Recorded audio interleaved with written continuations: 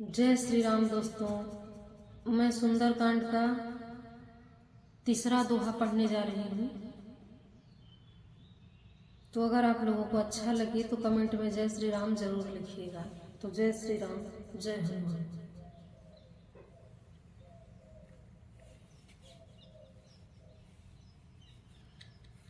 मंगल भवन मंगलहारी, द्रबहु सुदशरथ अजिर बिहारी।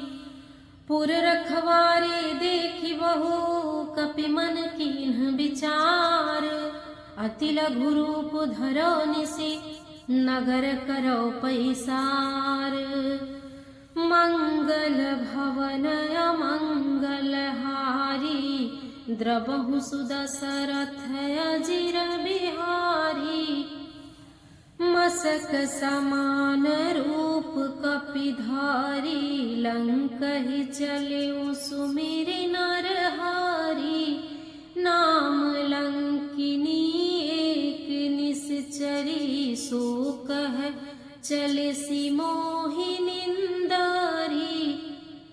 जाने ही नहीं मरम सठ मोरा, मोर आहार जहाँ लगी चोरा।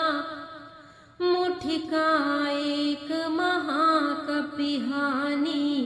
रुधिर बमत धरनी ठन मानी।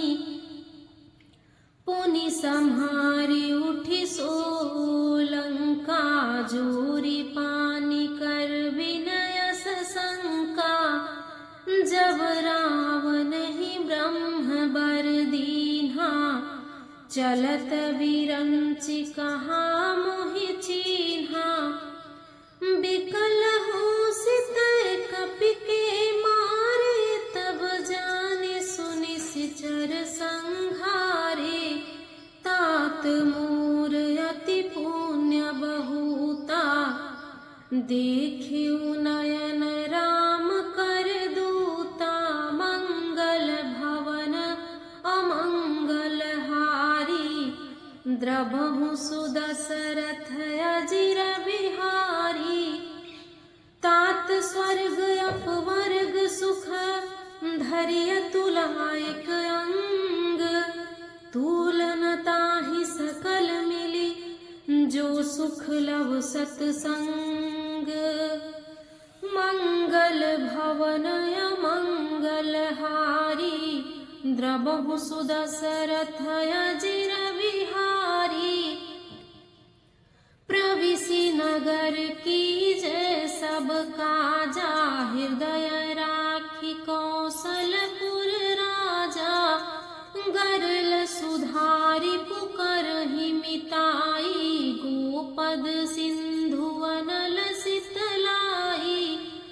गरुड़ सुमेरु रेणु समताही, राम कृपा कर चितवा जाही। अति लघु रूप धरेउ हनुमाना, पैठा नगर सुमिरि भगवाना। मंदिर मंदिर प्रति करि शोधा, देखे जह तह अगणित जोधा।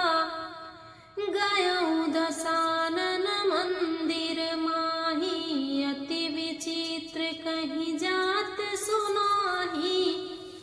शयन किए देखा कपि तेहि, मंदिर महु न देखि देहि। भवन एक पुनि दीख सुहावा, हरि मंदिर तह भिन्न बनावा। मंगल भवन अमंगलहारी, द्रबहु सुदशरथ अजिर बिहारी। रामायुध अंकित गृह, शोभा वर्णि न जाय। नव तुलसी का वृंद तह, देखि हरस कपिराई। मंगल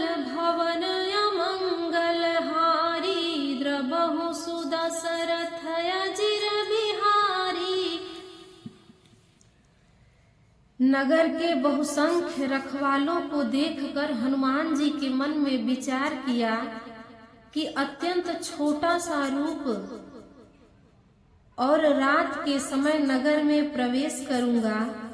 हनुमान जी मच्छर के समान छोटा सा रूप धारण कर नगर में लीला करने वाले भगवान श्री रामचंद्र जी का स्मरण करके लंका को चले। लंका के द्वार पर लंकिनी नाम की एक राक्षसी रहती थी।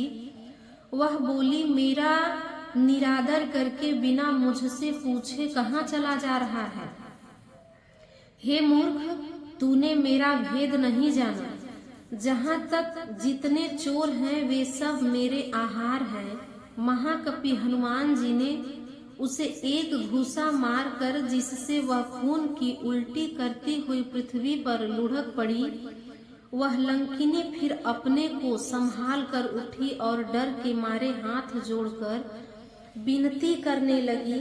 वह बोली, रावण को जब ब्रह्मा जी ने वर दिया था तब चलते समय उन्होंने मुझे राक्षसों के विनाश की यह पहचान बता दी थी कि जब तू बंदर के मारने से व्याकुल हो जाए तब तू राक्षसों का संहार हुआ जान लेना। हे तात, मेरे बड़े पुण्य हैं जो मैं श्री रामचंद्र जी के दूत यानी आपको नेत्रों से देख पाई हूँ।